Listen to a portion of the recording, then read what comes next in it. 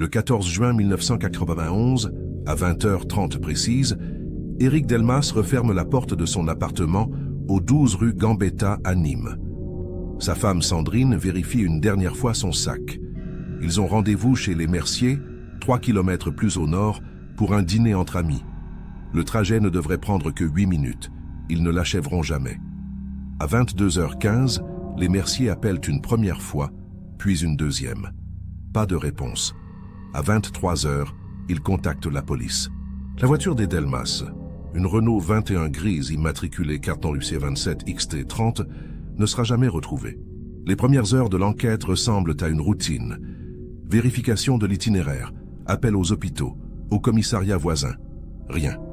Aucun accident signalé sur les axes principaux, aucun appel suspect, aucune trace de freinage, aucun témoin au bord de la route. Juste un silence opaque, brutal, incompréhensible. Les collègues d'Éric, employés à la mairie, confirment qu'il était ponctuel, discret, sans ennemi connu. Sandrine, enseignante en primaire, n'avait jamais mentionné de menaces ni de conflits.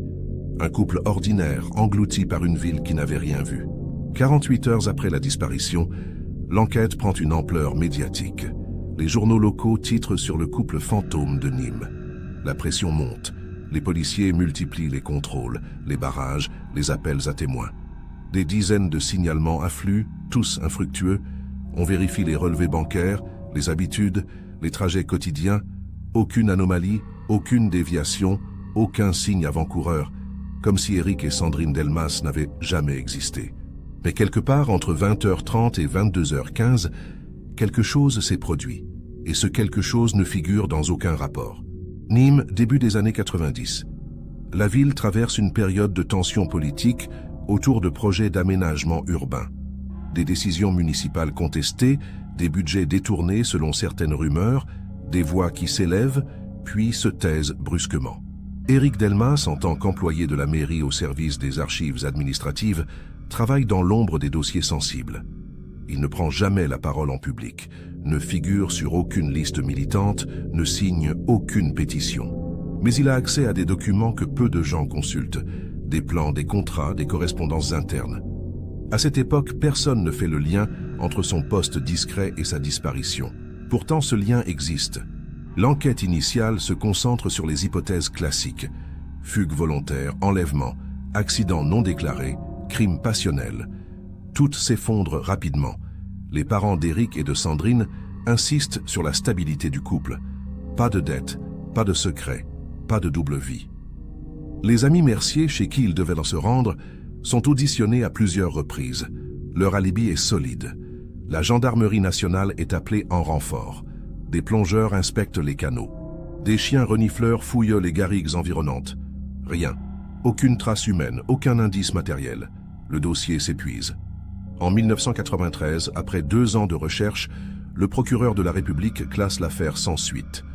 Le couple Delmas rejoint la liste des disparus non élucidés du département du Gard. Les années passent. Nîmes oublie. Les parents vieillissent, les amis se dispersent, les collègues changent de poste. Le dossier dort dans les archives de la préfecture, inaccessible au public, consultable uniquement sur demande judiciaire. Officiellement, l'affaire est close. Officieusement, elle reste ouverte dans l'esprit de quelques enquêteurs à la retraite qui n'ont jamais accepté l'absence de réponse. En 2008, l'un d'eux, Jean-Pierre Maillot, ancien commandant de gendarmerie, tente de relancer les recherches. Il se heurte à un mur administratif. Aucun budget alloué, aucun nouvel élément. Sa demande est refusée.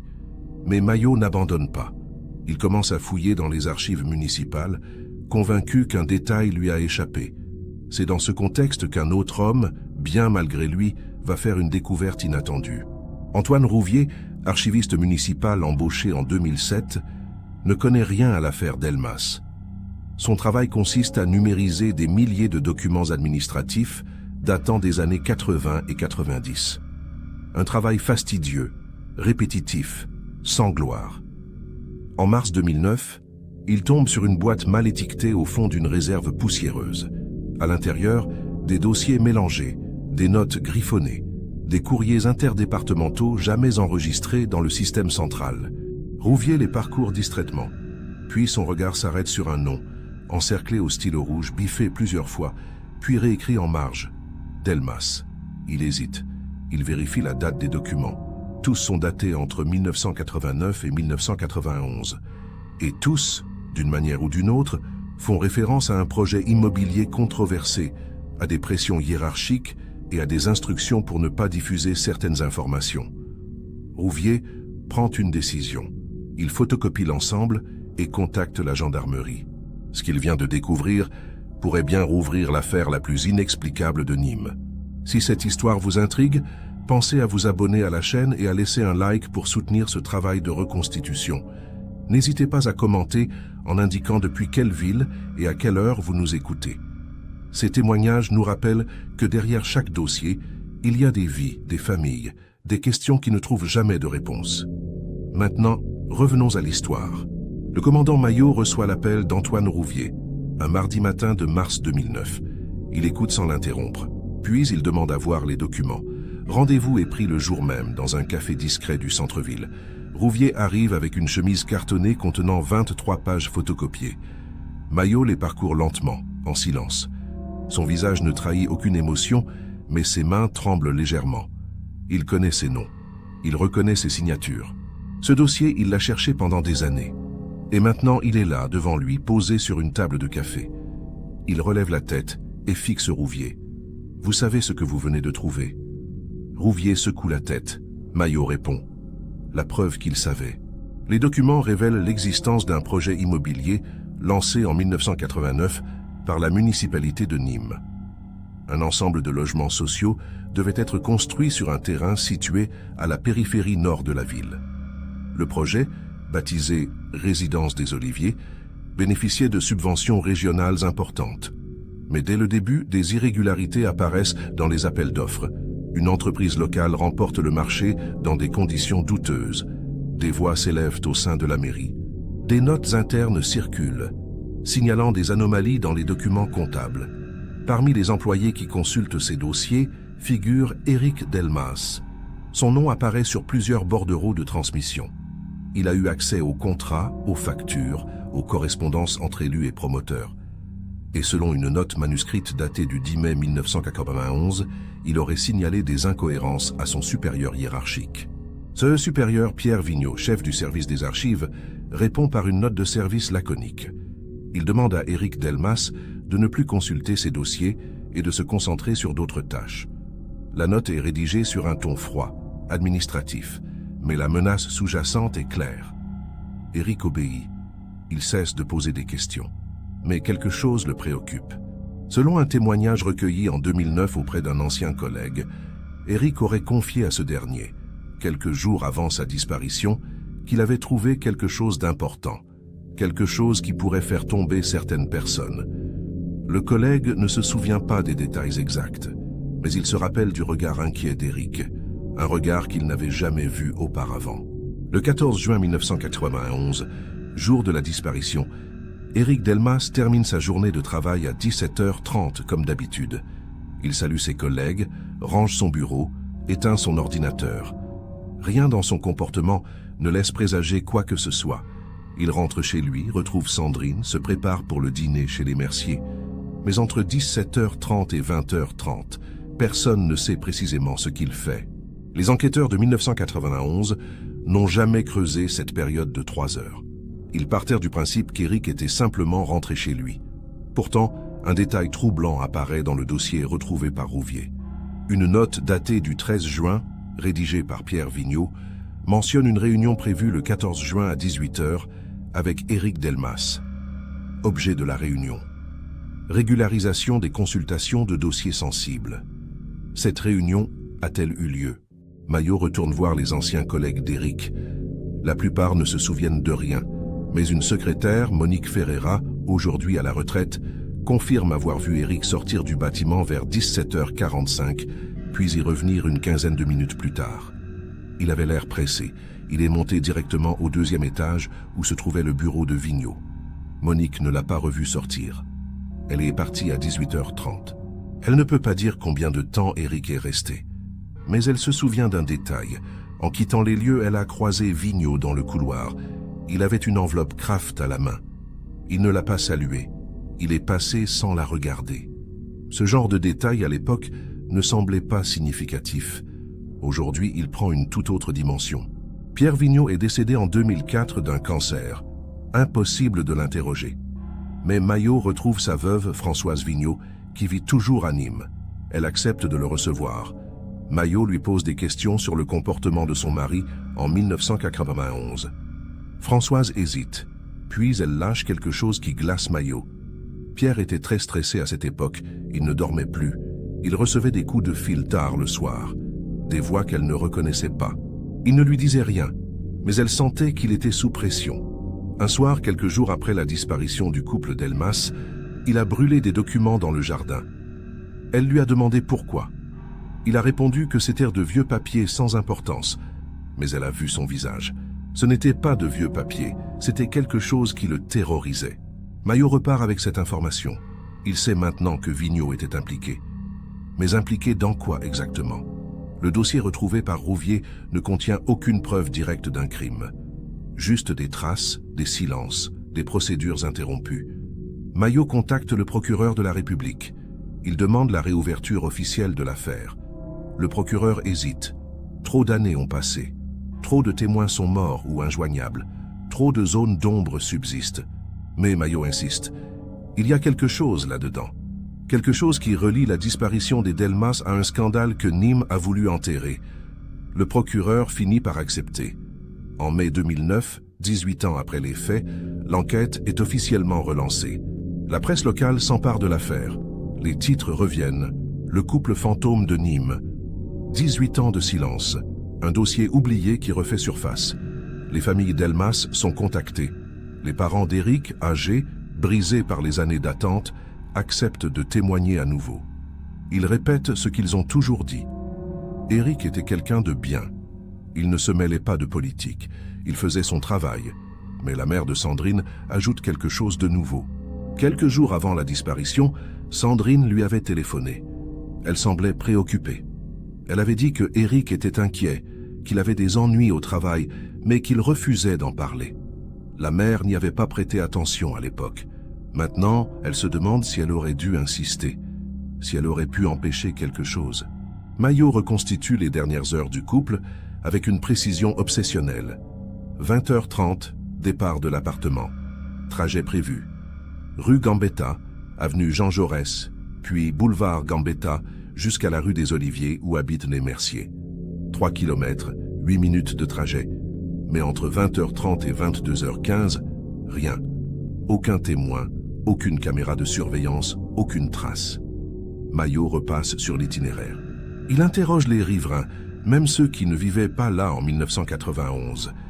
Il cherche des garages, des entrepôts, des terrains vagues qui auraient pu servir de cachette. Il ne trouve rien. Mais il sait maintenant que la clé ne se trouve pas sur la route. La clé se trouve dans ce qu'Éric Delmas a découvert quelques semaines avant de disparaître. Et cette clé, quelqu'un a tout fait pour qu'elle ne soit jamais retrouvée. En juin 2009, Maillot obtient l'autorisation de consulter les archives complètes du projet Résidence des Oliviers. Il passe des semaines entières à éplucher les contrats, les factures, les échanges de courriers. Il découvre une série d'anomalies flagrantes, des surfacturations, des paiements à des entreprises fantômes, des notes de frais injustifiées. Le montant total des irrégularités dépasse les 2 millions de francs de l'époque. Mais ce qui frappe Maillot, c'est le silence qui entoure ces anomalies. Aucune enquête interne n'a été lancée. Aucun audit n'a été demandé. Comme si quelqu'un, en haut de la hiérarchie, avait décidé de fermer les yeux. Maillot remonte la chaîne de commandement. Il identifie 3 noms. Pierre Vigneault, chef du service des archives. Alain Rochefort, directeur adjoint des services administratifs, et Georges Marvaux, adjoint au maire chargé de l'urbanisme. Alain Rochefort vit toujours à Nîmes. Maillot le convoque pour un entretien informel. Rochefort accepte. Il se présente avec un avocat. L'entretien dure 2 heures. Rochefort nie toute implication.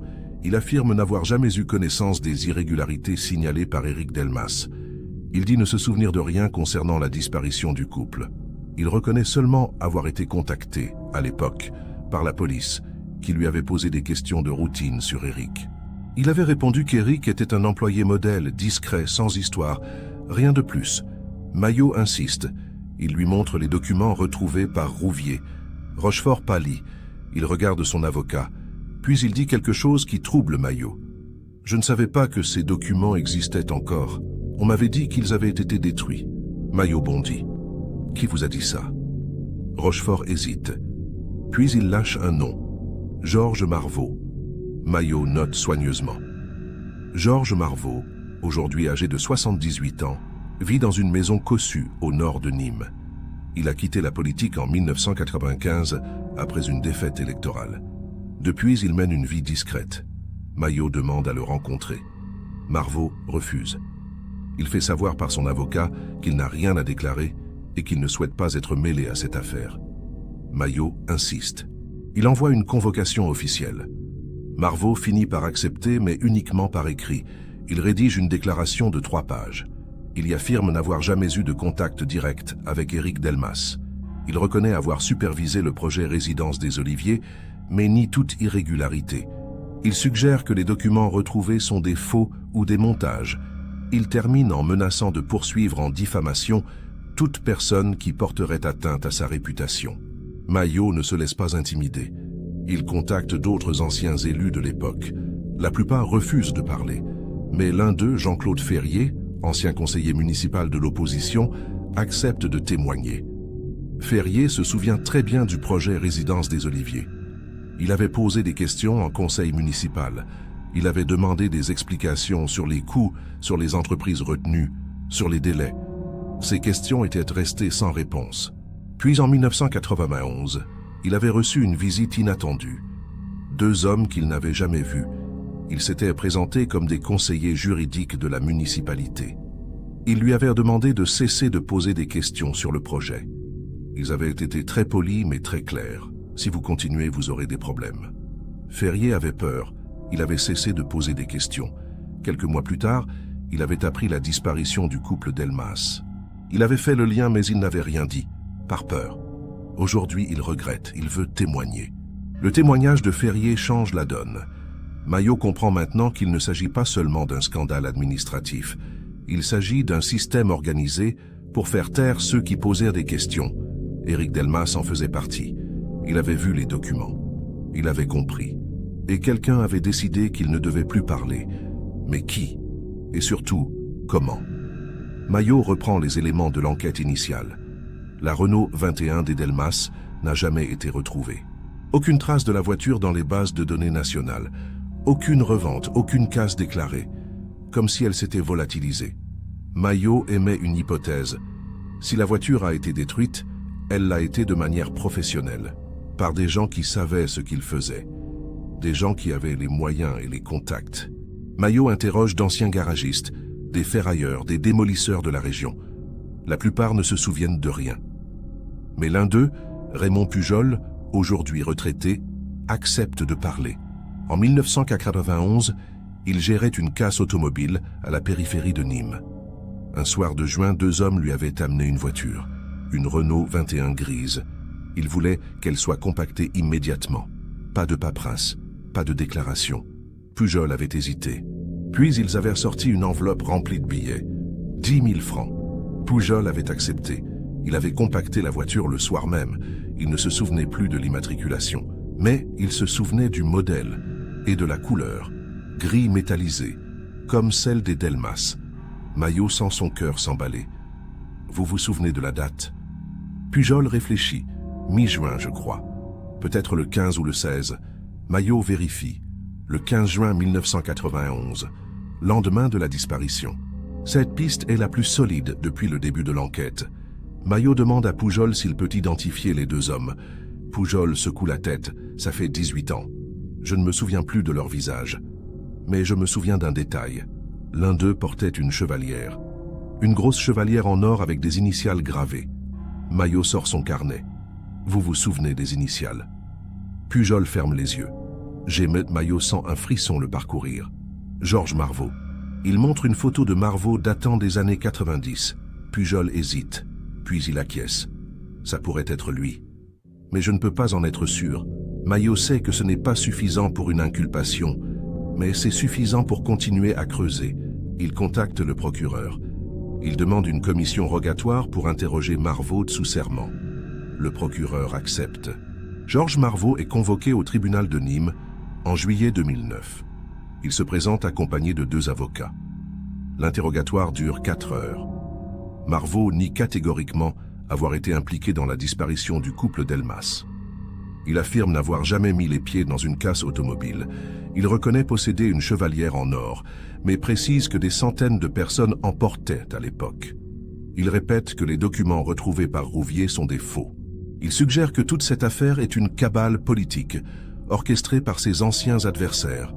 Ses avocats exigent des preuves matérielles. Maillot n'en a pas. Il a des témoignages, des indices, des coïncidences, mais aucune preuve formelle. Marveau repart libre. Mais Maillot ne lâche rien. Il sait qu'il est sur la bonne piste. Il sait que Marveau ment. Pendant ce temps, les médias amplifièrent l'affaire. Des journalistes enquêtent de leur côté. L'un d'eux, Julien Ferrand du quotidien Le Midi Libre, découvre un élément troublant.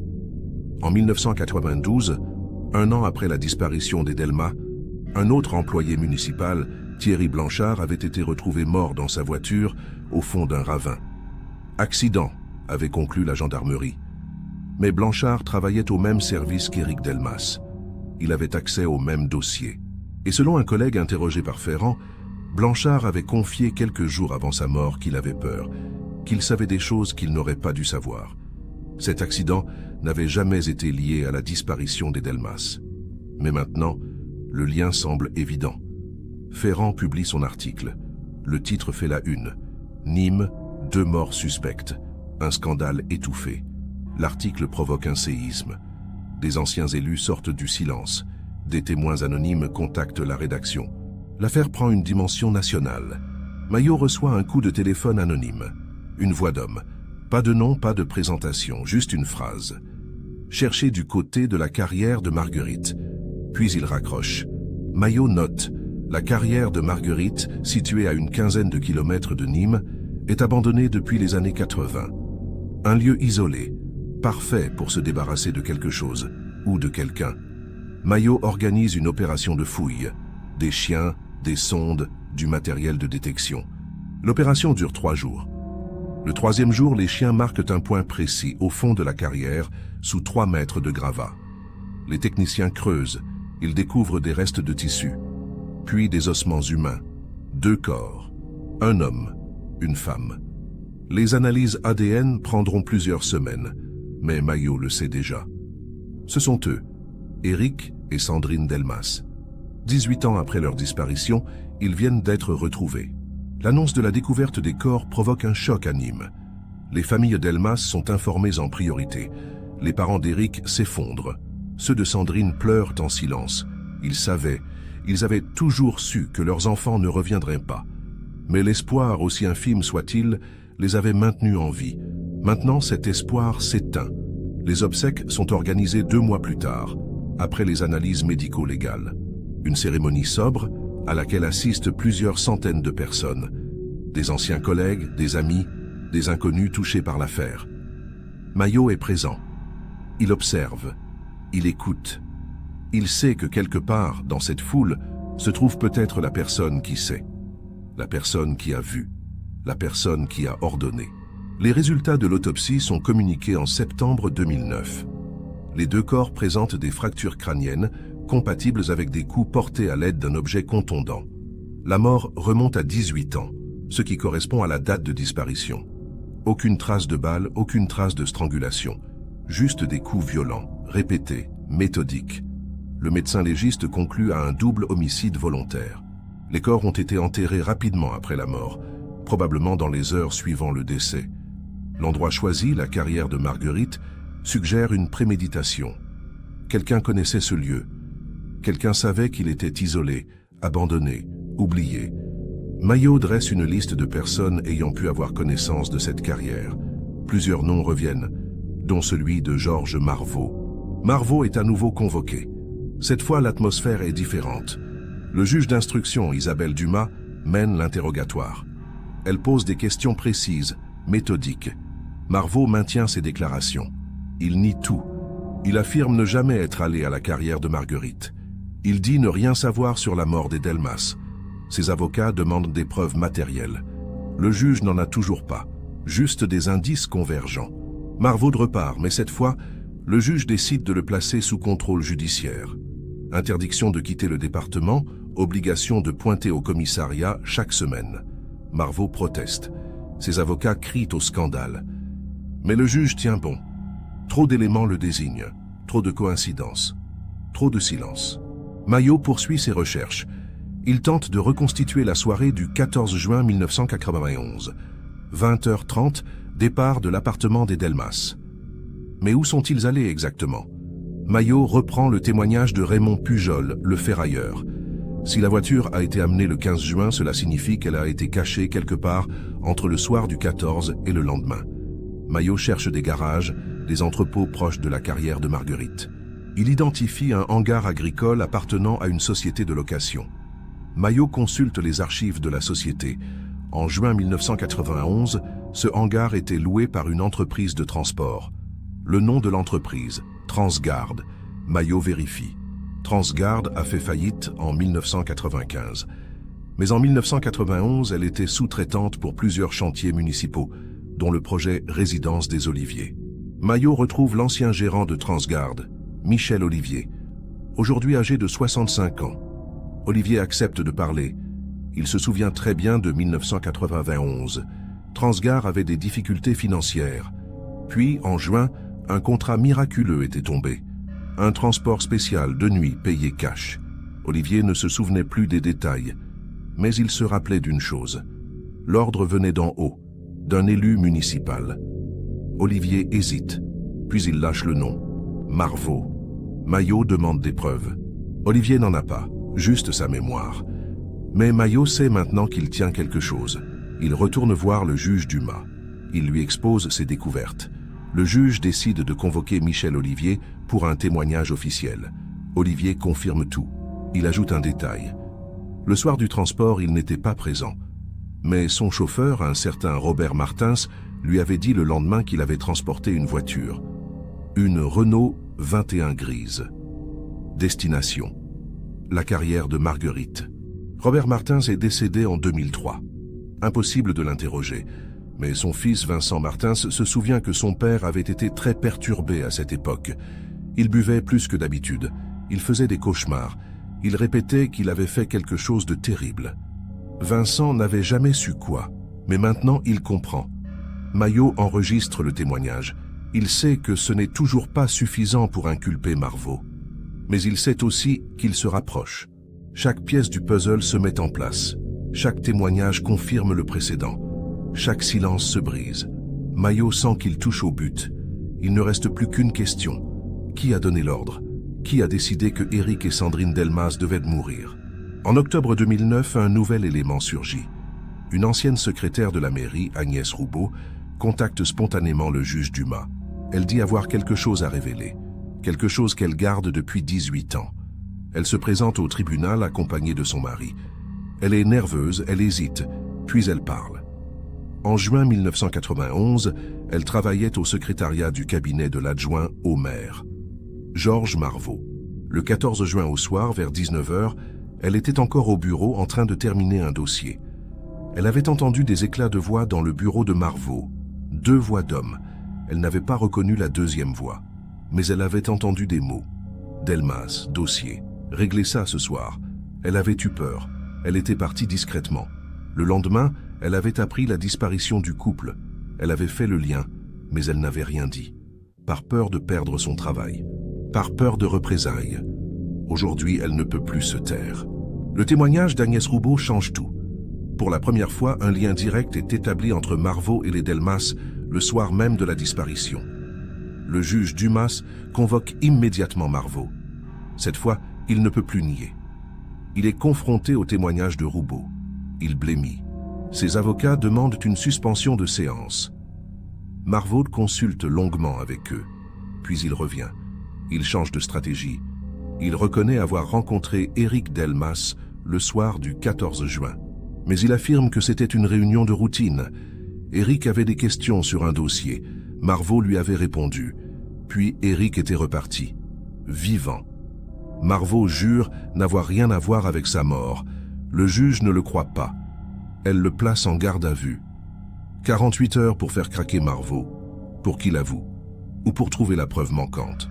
Pendant que Marvaud est en garde à vue, Maillot fouille une dernière fois dans les archives. Il cherche quelque chose qui prouverait la culpabilité de Marvaud. Il repasse tous les documents, tous les témoignages, tous les indices. Et soudain, il trouve une note manuscrite datée du 15 juin 1991, signée par Alain Rochefort, directeur adjoint des services administratifs. La note est adressée à Georges Marvaud. Elle dit simplement « Problème réglé, dossier sécurisé, aucune suite à craindre ». Maillot photocopie la note. Il la porte immédiatement au juge. C'est la preuve que Marvaud savait, la preuve qu'il a couvert l'affaire, la preuve qu'il est impliqué. Le juge décide de confronter Marvaud à cette note. Marvaud la lit. Son visage se décompose. Ses avocats comprennent que la partie est perdue. Marvaud demande à parler, seul, sans avocat. Il veut négocier. Marvaud passe aux aveux partiels. Il reconnaît avoir organisé la disparition des documents compromettants. Il reconnaît avoir fait pression sur Éric Delmas pour qu'il se taise.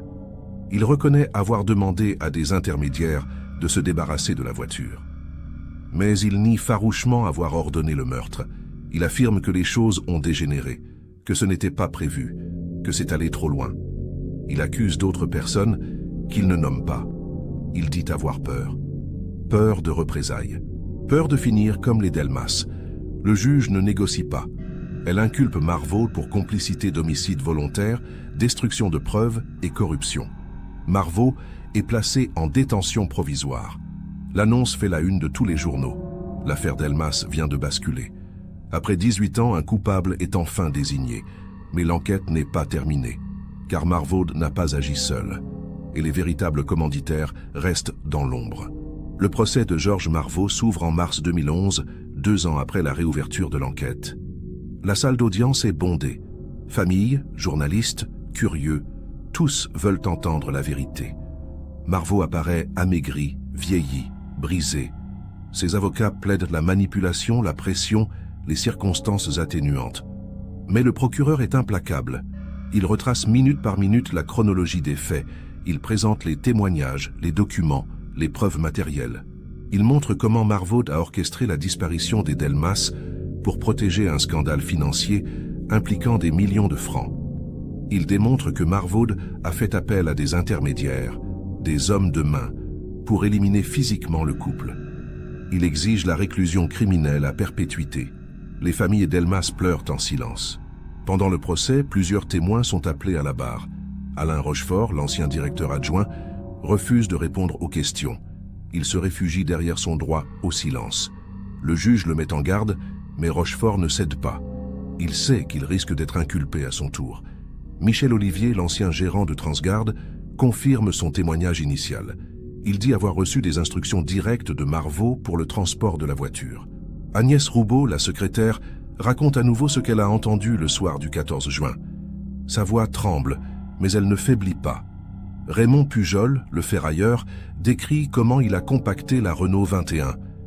Il reconnaît avoir agi par appât du gain, mais il affirme avoir été manipulé. Chaque témoignage enfonce un peu plus Marvaud. La défense tente de contrer. Elle attaque la crédibilité des témoins. Elle souligne les délais, les incohérences, les trous de mémoire. Elle rappelle que 18 ans se sont écoulés, que les souvenirs sont flous, que les preuves sont indirectes. Elle met en avant l'âge de Marvaud, sa santé fragile, ses états de service passés. Elle plaide pour une peine réduite.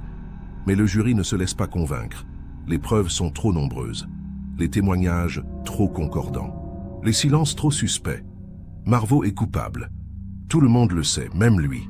Mais la question qui hante encore le procès, c'est celle des commanditaires.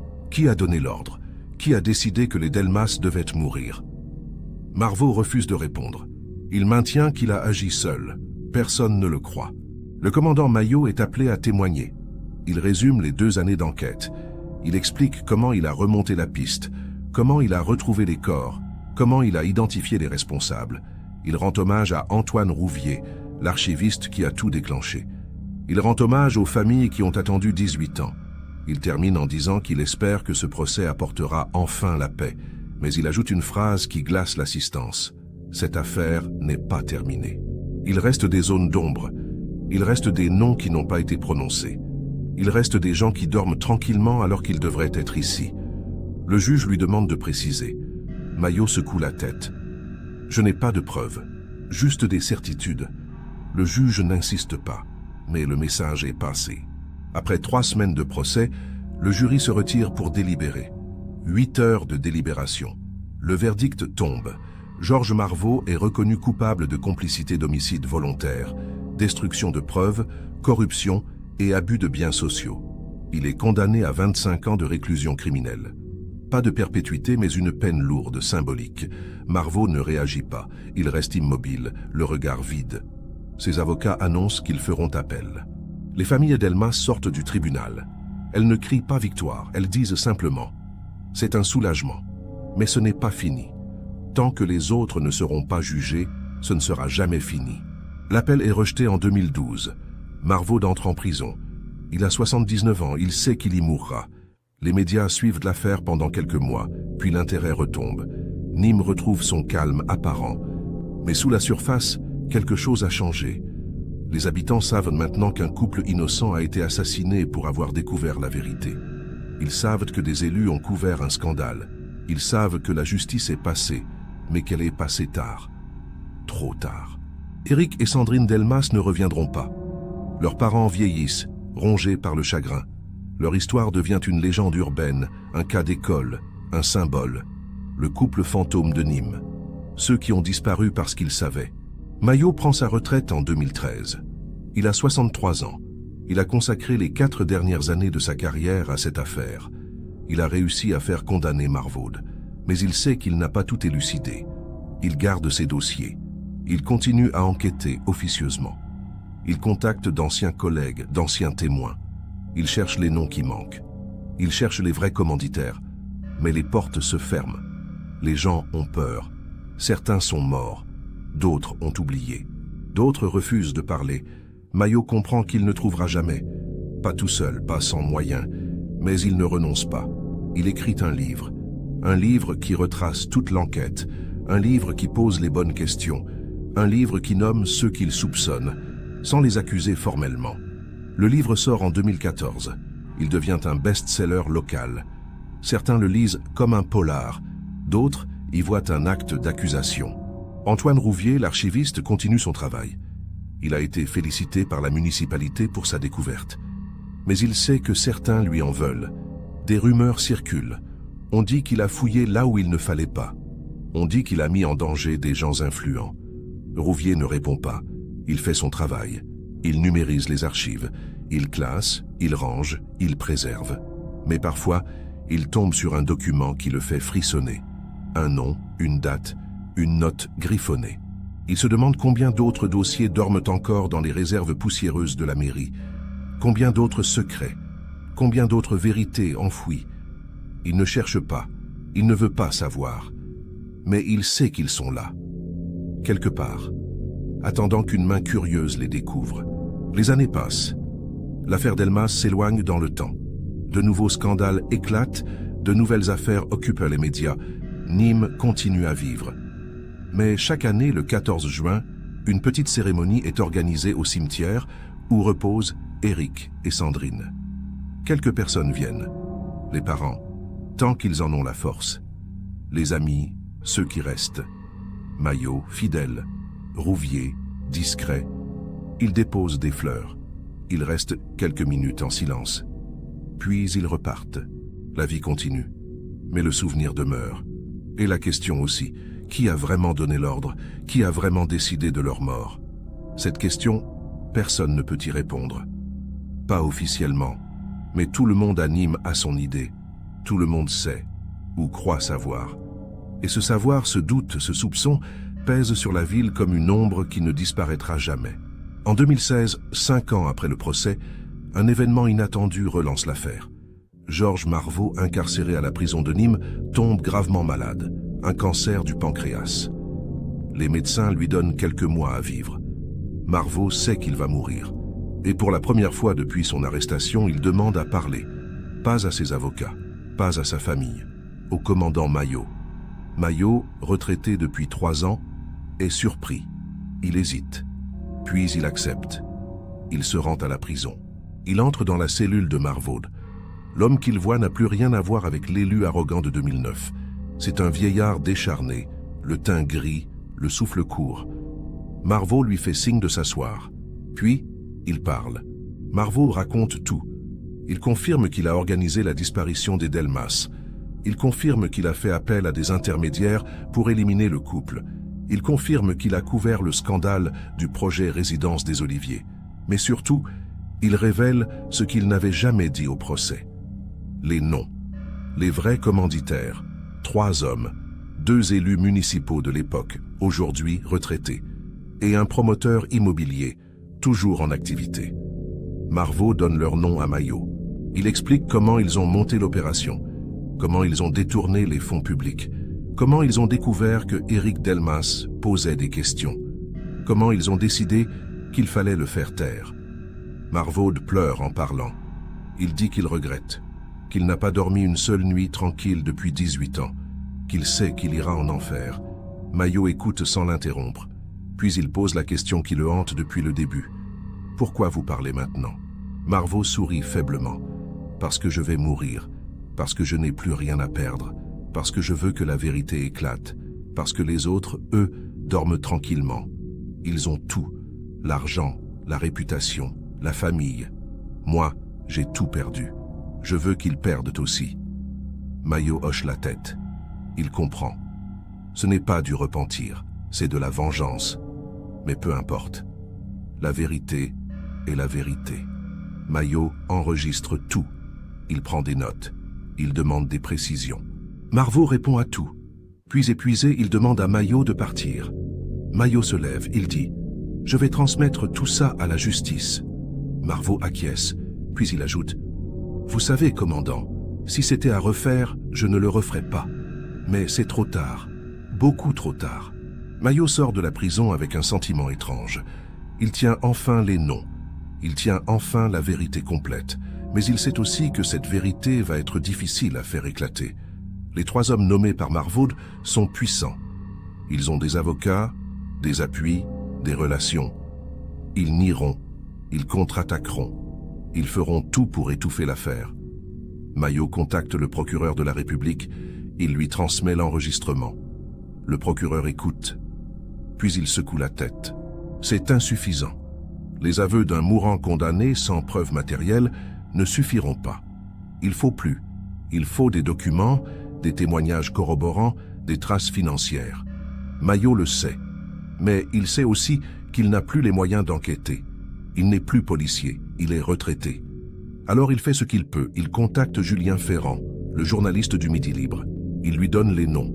Ferrand publie un article. Les 3 hommes sont désignés, nommés, accusés. La réaction est immédiate. Les 3 hommes portent plainte en diffamation contre le journal. Ils exigent un démenti. Ils menacent de poursuite. Le Midi Libre tient bon. Ferrand défend son article.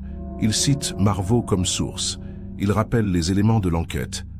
Mais les avocats des 3 hommes sont redoutables. Ils attaquent la crédibilité de Marveau. Ils rappellent qu'il est condamné, qu'il est mourant, qu'il cherche à se venger. Ils exigent des preuves.